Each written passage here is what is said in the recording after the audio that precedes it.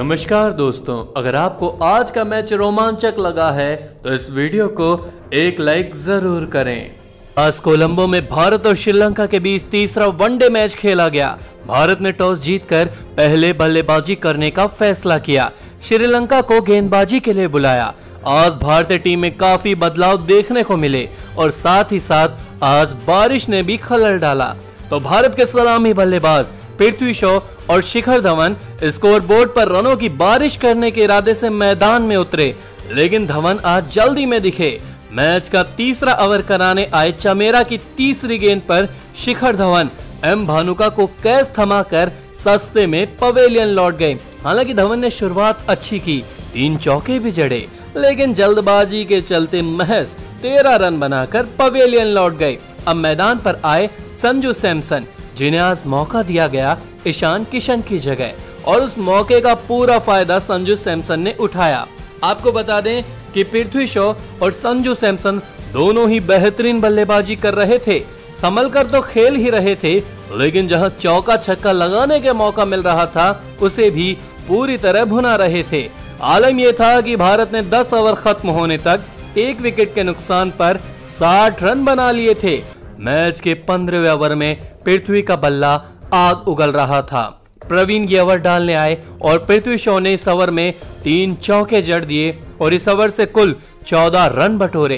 पृथ्वी शॉ अपनी 50 से बस 1 रन दूर थे, लेकिन तभी अगले ही ओवर यानी 16वां ओवर कराने आए दसुन ने 5वीं गेंद पर पृथ्वी शॉ को एलबीडब्ल्यू आउट कर दिया। आपको बता दें, शॉ ने अपनी इस पारी में 49 गेंदों पर 49 रन बनाए, जिसमें 8 चौके शामिल थे। अब संजू सैमसन का साथ देने आए मनीष पांडे। संजू सैमसन बढ़िया बल्लेबाजी कर रहे थे, उनके बल्ले से एक के बाद एक चौका देखने को मिल रहा था, लेकिन प्रवीण जब 19वां ओवर कराने आए, उन्होंने चौथी गेंद पर संजू सैमसन का विकेट झटक लिया।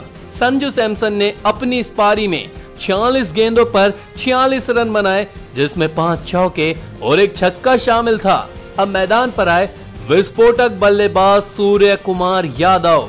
मनीष पांडे धीमा खेल रहे थे, लेकिन सूर्य कुमार यादव एक के बाद एक चौका लगा रहे थे। 23 ओवर होने के बाद मैच कुछ देर बारिश की वजह से रुका। हालांकि मैच फिर से शुरू हुआ, लेकिन ओवर 50 की जगह 47 कर दिए गए।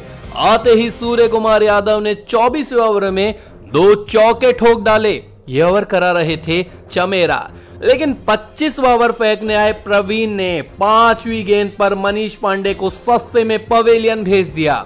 मनीष पांडे ने अपने 19 गेंदों पर 11 रन बनाए और न चौका लगा न छक्का। अब सूर्य कुमार यादव का साथ देने आए हार्दिक पांड्या। उन्होंने आते ही चौके तो लगाए, लेकिन 29वें ओवर में प्रवीण ने तीसरी गेंद पर हार्दिक पांड्या को टाटा बाय बाय कर दिया। 19 रन के निजी स्कोर पर हार्दिक पवेलियन लौट गए। अब मैदान पर आए नीतीश राणा। अब भारत के एक के बाद एक विकेट गिर रहे थे। 31वें ओवर में धनंजय ने आखिरी गेंद पर सूर्य कुमार यादव को अपना शिकार बना लिया। सूर्य कुमार यादव ने 37 गेंदों पर 40 रन बनाए, जिसमें 7 चौके शामिल थे।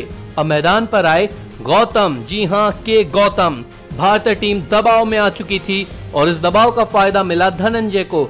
धनंजय ने 33वें ओवर में 2 विकेट झटके।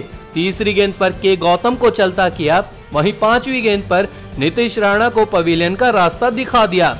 भारत 33 ओवर तक अपने 8 विकेट गंवा चुका था। मैदान पर थे राहुल चहर और नवदीप सैनी। ये नए बल्लेबाज विकेट बचाकर खेल रहे थे और 41 ओवर का खेल खत्म होने तक दोनों ने विकेट बचाकर रखा। 41 ओवर तक भारत ने 8 विकेट के नुकसान पर 221 रन बना लिए थे और अगले 2 ओवर में भारत ने अपने 2 विकेट भी गिरा दिए। आपको बता दें कि 43.1 ओवर तक भारत ने 10 विकेट के नुकसान पर 225 रन बनाए और श्रीलंका को जीतने के लिए 226 रन का टारगेट दिया। 226 रनों के लक्ष्य का पीछा करने उतरे श्रीलंका के सलामी बल्लेबाज फर्नांडो और एम भानुका। टारगेट ज्यादा नहीं था, बस संभल कर खेलना था और ओवर भी 50 की जगह 47 ही फेंके जाने थे। दोनों ही बल्लेबाज संभल कर खेल रहे थे। तीसरा ओवर महंगा साबित हुआ।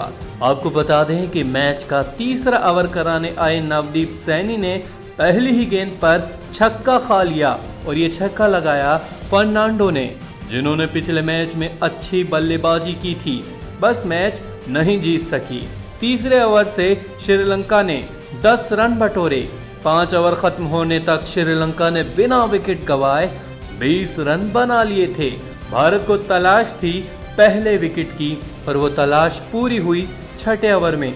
दोस्तों, छठा ओवर कराने आए के गौतम और तीसरी गेंद पर गौतम ने एम भानुका को चलता किया। भानुका ने अपनी इस पारी में 17 गेंदों पर सिर्फ 7 रन बनाए। अब मैदान पर फर्नांडो के साथ थे बी राजपक्ष। दोनों ही बल्लेबाज बेहतरीन बल्लेबाजी कर रहे थे। हर ओवर में चौके देखने को मिल रहे थे। भारतीय टीम विकेट नहीं निकाल पा रही थी। भारत ये सीरीज को जीत ही चुकी थी, लेकिन आज 3-0 से सीरीज पर कब्जा करने के लिए भारत को विकेट गिराना बेहद जरूरी था। और भारत को ये विकेट मिला जब चेतन साकरिया 23वां ओवर कराने आए। आपको बता दें कि चेतन ने आखिरी गेंद पर बी राजपक्षे का विकेट झटक लिया। बी राजपक्षे ने इस पारी में 56 गेंदों पर 65 रन बनाए, जिसमें 12 चौके शामिल थे। अब मैदान पर आए डिसिल्वा। दोस्तों, आपको बता दें कि 23 ओवर खत्म होने तक श्रीलंका ने 2 विकेट के नुकसान पर 144 रन बना लिए थे और श्रीलंका को जीतने के लिए 83 रनों की जरूरत थी। 8 विकेट हाथ में थे, जहां ये मैच श्रीलंका के पक्ष में जाता दिख रहा था। वही मैच के 25वें ओवर में चेतन साकरिया ने डिसिल्वा को चलता किया। अब फर्नांडो का साथ देने आए असलंका। श्रीलंका अपने 3 विकेट गिरा चुकी थी।